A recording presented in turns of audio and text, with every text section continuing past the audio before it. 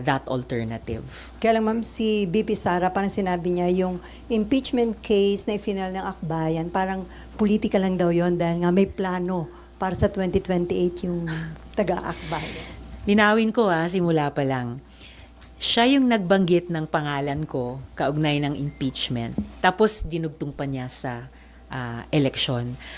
Para sa akin, salitang impeachment pa lang, ang klaro na sa isip ko kung ano yung responsibilidad ko.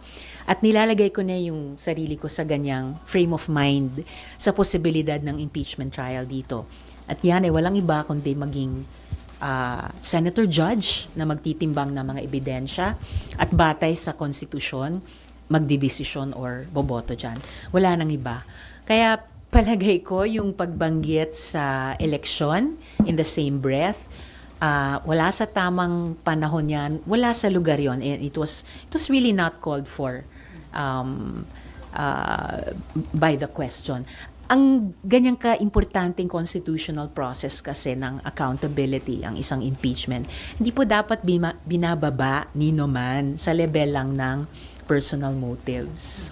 So walang motibong politika naman, klaro yung final ng Akbayan, na impeachment case. I think any complaint na i-file ng mga mamamayan, and there have been several against both the President and the Vice President, ang pinakamotibo niyan sa puso niyan should be accountability. At ganun ko rin hinahanda yung kalooban ko for us to receive such complaints here in the Senate, pag i-transmit man sila ng House, na ganun, bilang Senator Judge.